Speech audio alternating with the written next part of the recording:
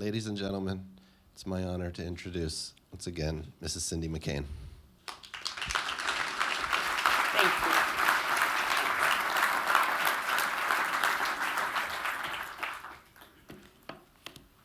Thank you. Thank you. It is such a pleasure and a privilege to be here this morning and attending this forum now as a new member of the board. I'm deeply honored and deeply driven to be a good part of this institution. I thank Peter and my fellow directors and all of you for the exceptional work the Halifax International Security Forum does to help unite the world's democracies in common purpose to protect our interests and advance our values around the world. As you know, that was the cause nearest to my husband's heart, the cause of liberty and equal justice for all humanity. And he was so proud to be a part of the forum, to join with you to analyze and discuss how best to secure our freedoms and see them flourish in all nations. I'm especially honored to present the John McCain Prize for Leadership in Public Service for 2019 to the very brave champions for freedom and justice who stand in defiance today in the streets and the campuses of Hong Kong in opposition to the encroachment of their human rights. China's rulers insist that human rights are subordinative to regimes' prerogatives. The product of their malign philosophy are plain for all to see in the corruption that they breed, the justice they thwart, the minorities they persecute, and the protesters they threaten in Hong Kong, whose only demand is that China honor its commitment to Hong Kong's autonomy, to one country, two systems. It takes exceptional courage to face the threats of a powerful tyranny, to insist on the commitment to speak truth to power. We are graced today by two people with that kind of deep moral courage. Emily Lau, as you know, has long struggled for justice in Hong Kong. Figo Chan, of the Civic and Human Rights Front, has literally been on the front lines fighting for freedom. They will accept the John McCain Prize on behalf of the people of Hong Kong today. It's an honor to meet both of you and to add our voices to your defense of liberty. I hope this tribute to those who are struggling for their rights in Hong Kong will encourage more people around the world to raise their voices in support of your cause, especially in my country's government. I commend the U.S. Senate and the House of Representatives for overwhelmingly passing the Hong Kong Human Rights and Democracy Act. I sincerely hope the President will sign it enthusiastically and publicly very soon. My husband wrote the following. He hoped it would encourage others in the U.S. government and Americans generally to identify with people everywhere who are seeking to build societies from the same ideals on which our society was founded. It is one thing to recognize obstacles to change and to understand the world as it is with all of its corruption and cruelty. But it's a moral failure to believe tyranny and injustice are the inevitable tragedies of man's fallen nature.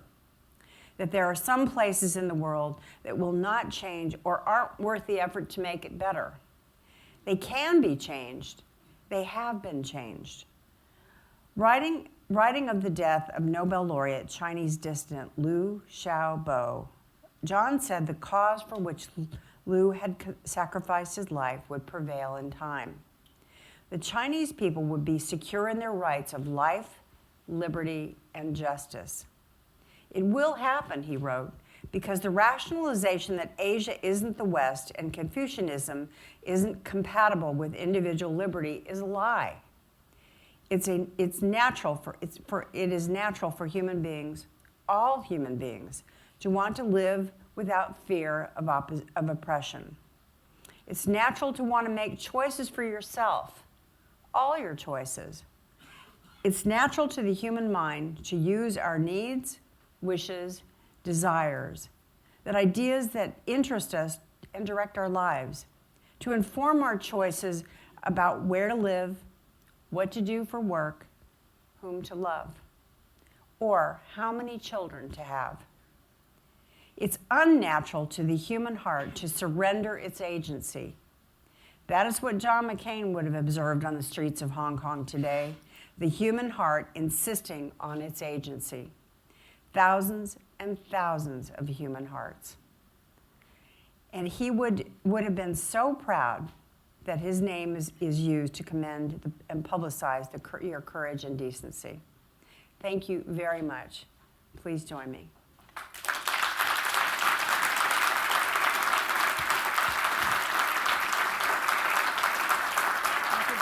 Thank you. Thank you. Let's come over here.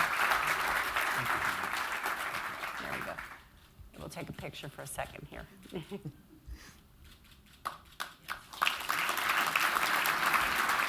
I'll leave the microphone to you.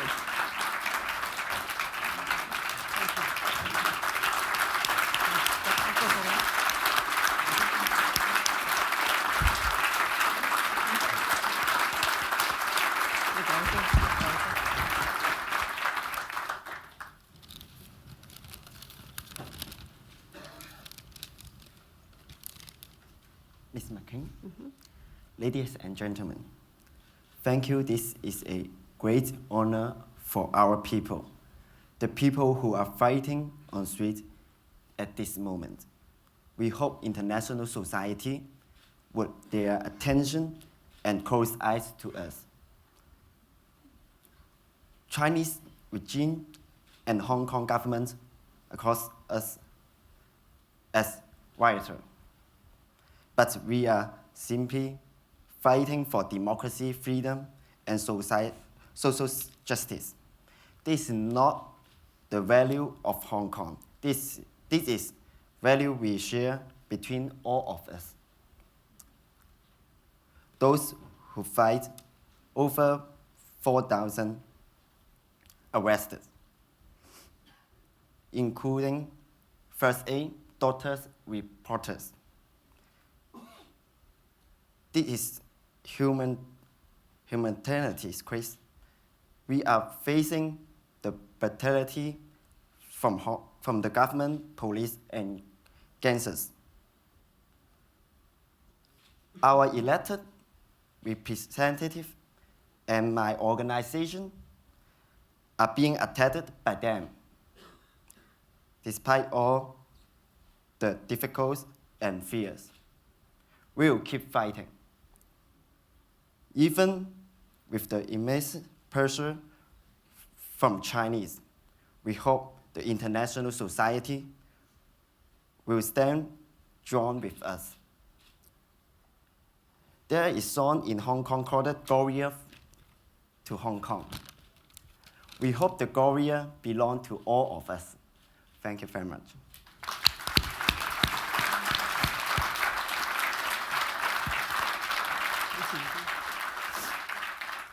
Mrs. McCain, distinguished guests, ladies and gentlemen, it's really a real honor and a privilege for me and Figo to be here to accept the John McCain Prize.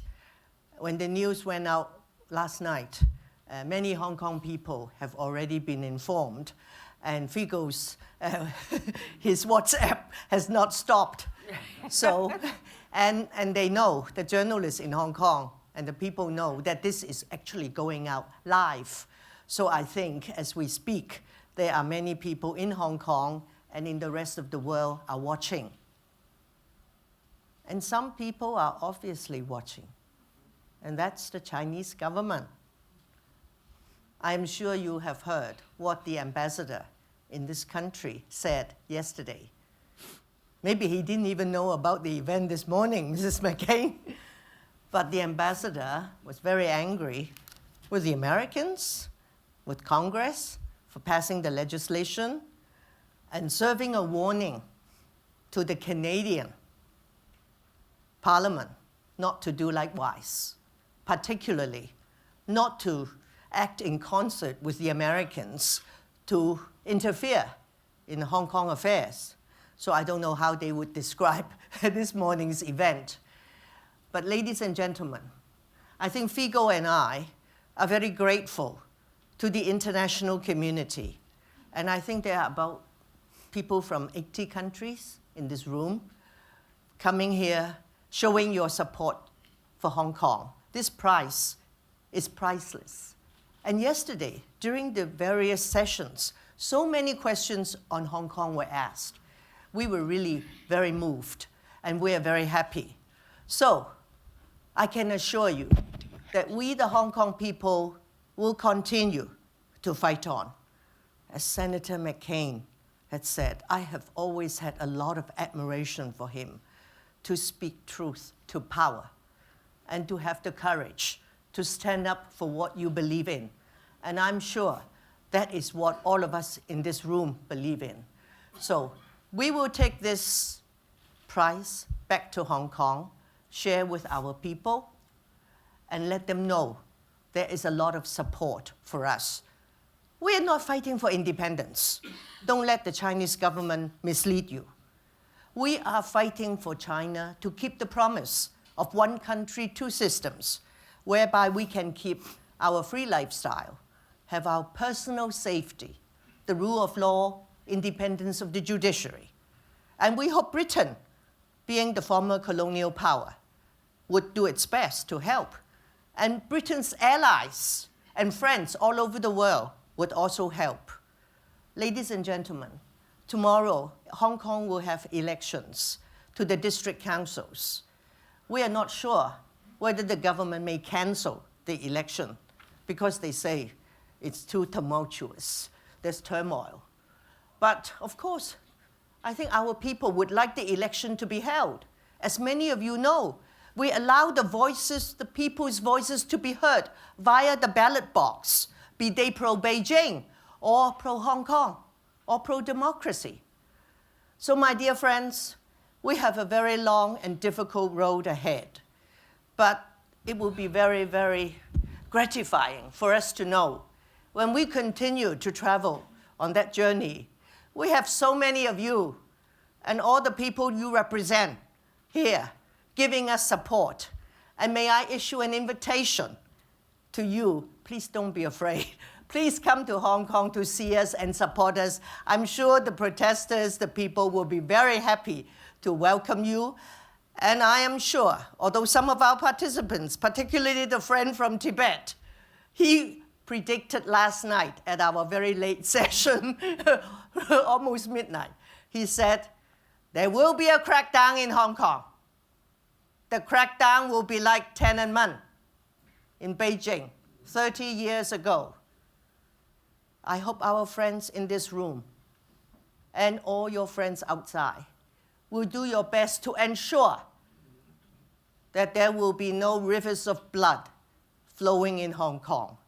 And you will know that the Hong Kong people, upright, courageous Hong Kong people, will do our best to defend all these universal core values.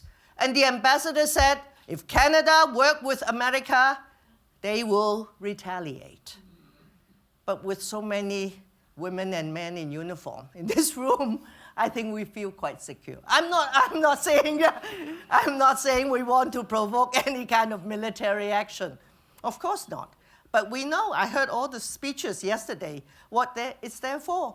So ladies and gentlemen, thank you very much for the award. And I'm sure our people in Hong Kong are very, very honored and very grateful. And please, come to Hong Kong to see us. Free Hong Kong! Stand with Hong Kong! Thank you. Thank you.